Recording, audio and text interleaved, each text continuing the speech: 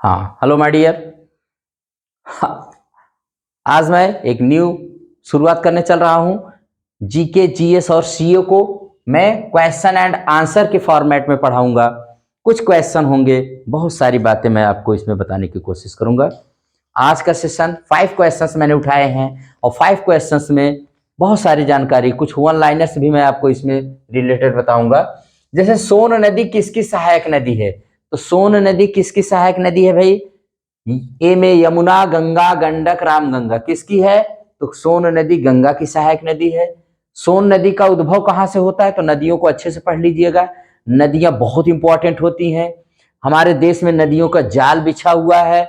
बहुत सारी नदियां अरब सागर में जाके, बहुत सारी तो नहीं गिरती हैं, सबसे ज्यादा नदियां जाके बंगाल की खाड़ी में गिरती हैं और कुछ अरब सागर में नर्मदा और ताप्ती जाती हैं। कुछ और भी हैं, लेकिन सबसे ज्यादा बंगाल की खाड़ी में जाती है। तो नदियां कहाँ से निकलती, कहाँ जाती, कितने राज्य से होकर बहती? अगर इतना कॉन्सेप्ट आपका क्लियर, हर एग्जाम में आप मजेदार मजा लग लीजिए। तो सोन नदी का उद्गम छत्तीसगढ़ में होता है। ये छत्तीसगढ़, मध्य प्रदेश, उत्तर प्रदेश और बिहार में होकर बहती है, 4 राज्यों से। और इसकी सहायक नदियां, सहायक नदी होती है जो इसमें और पानी ला करके मिलाती है। असहायक नदियां वो होती है जो इससे पानी लेके निकल जाए। तो इसकी सहायक नदियों घग्गर है, जोहिला है, बनास है, छोटी महानदी है, रिहंद है, कन्हर है, उत्तरी कोयल नदी है। रिहंद नदी हमारे आपके सोनभद्र में जो बहती है, सोनभद्र में ही रिहंद डैम इस पर बना हुआ है। और ये रिहंद किसकी सहायक नदी है? सोन। और सोन किसकी सहायक नदी है? गंगा की। गंगा में कहा जाके मिलती है? पटना में।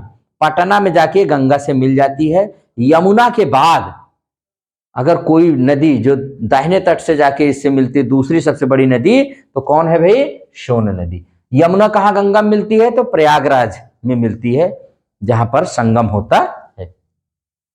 गंगा और यमुना कहां से निकलती हैं? तो दोनों की दोनों नदियां कहां से निकलती हैं? उत्तराखंड से निकलती हैं। यमुना यमुनोत्री से निकलती है, गंगा गंगोत्री से निकलती है। उत्तर काशी जिला है, वहीं से दोनों निकलती है। ठीक है। और इसके बाद इस पे एक बाण सागर परियोजना है, बाण सागर डैम इसी सोन नदी पर बनाया गया है। हमारा सोनभद्र जिला भी इसी पर है, उत्तर प्रदेश का। सोनभद्र वह जिला है जो 4 राज्यों को टच करता है, एकमात्र भारत का जिला ऐसा जो 4 राज्यों, बिहार, छत्तीसगढ़, मध्य प्रदेश और झारखंड, चारों को टच करता है। यह एक 12मासी नदी है। यह मध्य भारत में बहती है, अमरकंटक के नजदीक वही छत्तीसगढ़ से निकलती है। और बाण सागर परियोजना मध्य प्रदेश में जो है वो सोन नदी पर बना हुआ है। सोनभद्र जिला इसी के नाम पर है, सोनभद्र जिला ही सोन नदी पर। ये भी आप अच्छे से, हालांकि वहां पर बताते हैं सोना भी बहुत पाया जाता है। ठीक। यूएन ने 2024 को किस वर्ष के रूप में घोषित किया है? अंतरराष्ट्रीय मोटा अनाज वर्ष, अंतरराष्ट्रीय ऊंट वर्ष, अंतरराष्ट्रीय गाय वर्ष, इनमें से कोई नहीं। तो जानते रहिए कि यूएन ने अंतरराष्ट्रीय ऊंट वर्ष के रूप में किसको घोषित किया है? 2024 को। 2023 को यूएन माने संयुक्त राष्ट्र ने मोटा अनाज वर्ष के रूप में घोषित किया था। ये किसके कहने पर किया है? तो भाई बोलिविया के कहने पर यूएन ने इसको 2024 को अंतरराष्ट्रीय ऊंट वर्ष, ऊंट तो आप जानते हैं जिसकी उत्पत्ति बताते हैं अमेरिका में हुई थी, इसको शिप ऑफ डेजर्ट भी कहते हैं।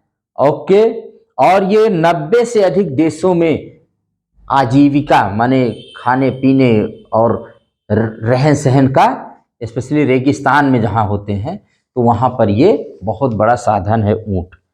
तो आप इसको भी अपने दिमाग में जानते रहिएगा। अभी हाल ही में किसे संसद भवन की सुरक्षा दी गई? तो जानते रहिए सीआईएसएफ को दी गई है। इसके पहले ए में सीआईएसएफ है, बी में सीआरपीएफ है, सी में बीएसएफ है, डी में दिल्ली है। तो जानते रहिए दिल्ली पुलिस के पास अभी तक थी, लेकिन 13 दिसंबर 2023 को लोकसभा की चलती कार्रवाई के दौरान 2 नवयुवक पता नहीं कहां से कूद पड़े उसमें जाकर के। उसी दिन बताइए संसद भवन में जब एक बार हुआ था, हमला हुआ था पुराने संसद भवन में, उसकी बरसी मनाई जा रही थी और उसी दिन ये दोनों लोग जाके नई संसद भवन की लोकसभा में कूद पड़े चलती कार्रवाई में। तो इसलिए दिल्ली पुलिस से छुट्टी हो गई, कहा भैया आप नहीं संभाल सकते हैं सुरक्षा। अब किसको दे दी गई? CISF, central industrial security force. इसकी स्थापना 1969 में कानून के एक अधिनियम द्वारा की गई थी। और ये सारे महत्वपूर्ण संस्थान जितने भी हमारे airport, ports, mines, space, defence, सबकी वीआईपी, वीवीआईपी, सबकी सुरक्षा सीआईएसएफ के हाथ में होती है। ठीक, ये पैरामिलिट्री फोर्स है एक तरह से, इसको भी आप अच्छे से जानते रहिए। अभी हाल ही में किस लड़ाकू जहाज को नौसेना में शामिल किया गया है? ए आईएनएस इम्फाल, बी आईएनएस सूरत, सी आईएनएस कोलकाता, डी इनमें से कोई नहीं। तो जानते रहिए आईएनएस इम्फाल। आईएनएस इम्फाल को अभी हमारे यहां शामिल किया गया है, किसमें? मतलब मुंबई में रक्षा मंत्री के सम्मुख इसको नौसेना में शामिल कर दिया। एक जंगी जहाज है, एक लड़ाकू जहाज है ये आईएनएस इम्फाल। इम्फाल जानते हैं मणिपुर की राजधानी है, पूर्वोत्तर का पहला शहर है जिसके नाम पर ये बनाया गया। आईएनएस का मतलब होता है इंडियन नेवल शिप। जब किसी जहाज को नौसेना में शामिल कर लिया जाता है तब उसके पहले ये 3 शब्द जुड़ जाते हैं, आईएनएस, इंडियन नेवल शिप, भारतीय नौवहन पोत होता है ना। तो इसको भी आप अच्छे से रिमेंबर रखिएगा। तो आईएनएस इम्फाल, इसके बारे में जान लीजिए। ये प्रोजेक्ट 15B के तहत बनाया गया है। ये पूर्वोत्तर के किसी राज्य की सिटी पर बनाया गया पहला पोत है, पहला बोट है, पहले शिप है। और इसको बनाया है एमडीएल, मझगांव डॉक लिमिटेड ने। ठीक है, यह परमाणु, जैविक और रासायनिक सभी प्रकार के युद्धों से लड़ने में सक्षम है। इस पर ब्रह्मोस मिसाइल तैनात है, इस पर ब्रह्मोस मिसाइल भी है। और यह एक पहला वारशिप है जिसमें महिला अधिकारी भी हैं। ये सारी बातें आप जानते रहिए। आईएनएस इम्फाल को जानते रहिए क्या है, एक वारशिप है। वारशिप माने जंगी जहाज, लड़ाकू जहाज। किस देश ने ओपेक से अलग होने का फैसला किया है? तो जानते रहिए अंगोला। इसमें 4 ऑप्शन थे, अंगोला, ईरान, भारत, सऊदी। तो भारत तो ओपेक का सदस्य ही नहीं, पहले तो यही जान लीजिएगा। अंगोला जो है जिसने 2007 में इसको ज्वाइन किया था, अब इसने अलग होने का फैसला किया है। और ओपेक क्या है? तो ओपेक जो होता है तेल निर्यातक देशों का एक समूह है जो विश्व में तेल निर्यात या तेल से संबंधित नीतियां बनाते हैं। इसकी स्थापना 1960 में बगदाद सम्मेलन में हुई थी। ठीक है, और इसका हेडक्वार्टर वियना में है। वियना जो ऑस्ट्रिया की राजधानी है। तो जानते रहे, वेरी इंपॉर्टेंट है, ओपेक की हेडक्वार्टर कहाँ है? वियना में है। इससे पहले ओपेक को 2019 में कुवैत ने और 2020 में इक्वाडोर ने छोड़ा था इसकी सदस्यता। और अब 2023 में किसने छोड़ दिया? अंगोला ने। 1 जनवरी 2024 से यह उसको सदस्य नहीं रहेगा। किसका? ओपेक का, अंगोला। अंगोला की राजधानी लुआंडा है, इसको आप जानते रहिए। ठीक है, तो ये आपके लिए यहां पर बहुत जरूरी है। तो इतनी सूचना आप जानते रहिए।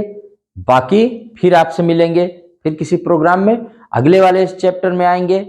तब तक आपको कुछ 1 लाइनर बता देते हैं, देखते रहिए 1 लाइनर में। Yes my dear,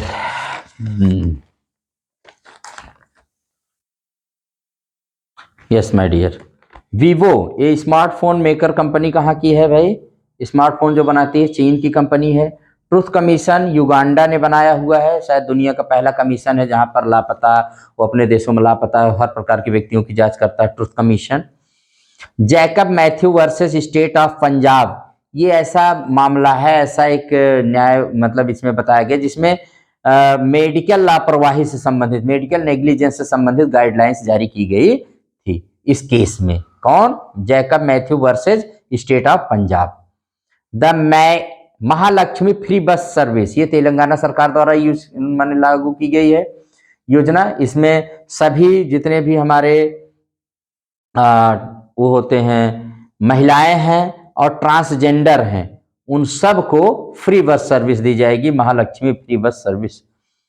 operation prosperity guardian, आप जानते हैं कि अमेरिका के द्वारा ये शुरू किया गया एक क्या है, एक अभियान है, एक ऑपरेशन है जो रेड सी से सुरक्षा, क्योंकि रेड सी पर हूती माने जो होते हैं, हूती मतलब ईरान द्वारा समर्थित एक लोग हैं जो इजराइल और गजा में, इजराइल जो फलस्तीनियों पर माने अटैक किया है, उसके विरोध में वो रेड सी से गुजरने वाले जहाजों पर अटैक कर रहे हैं।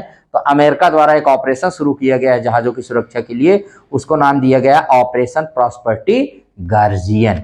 इसको आप जानते रहिएगा। 26 दिसंबर कल वीर बाल दिवस मनाया गया। आप जानते हैं कि सिख गुरु के 10वें गुरु थे, गुरु गोविंद सिंह के 2 पुत्र इसी दिन बलिदान हुए थे, शहीद हुए थे, बाबा जोरावर सिंह जी और बाबा फतेह सिंह जी। 2022 से इसको मनाने की परंपरा है। इसमें देश के मतलब छोटे बच्चों में कैसे देश के प्रति राष्ट्र प्रेम जागृत हो, इसके बारे में जानकारी दी गई। तो इसमें 9 जनवरी 2022 को प्रधानमंत्री ने इसकी घोषणा की थी। तो ये दोबारा कल मनाया गया, यानी 26 दिसंबर को। और ब्लू ओरिजिन ये एरोस्पेस मैन्युफैक्चरर कंपनी है और जिसकी स्थापना जेफ बेजोस ने की थी। Blue origin. Colorado supreme court ने डोनाल्ड ट्रंप को 2024 में चुनाव लड़ने से अयोग्य घोषित कर दिया है। इसको भी आप अच्छे से जानते रहिएगा, वेरी इंपॉर्टेंट है कि डोनाल्ड ट्रंप, हालांकि अभी उनके पास एक चांस है, वो पा सकते हैं अगर सीनेट जो वहाँ की होती है, वहाँ की प्रतिनिधि सभा में, तो वहाँ से उनको मौका मिल सकता है। फिलहाल आज के लिए इतना ही। आप इसको एंजॉय कीजिए और इसी तरह से I will try to bring you one liner plus question format में बताने की कोशिश करूँगा। तब तक आप अपनी हर प्रकार की तैयारी को ऐसे ही पढ़ते रहिए। फिर मिलेंगे। Keep reading and keep writing.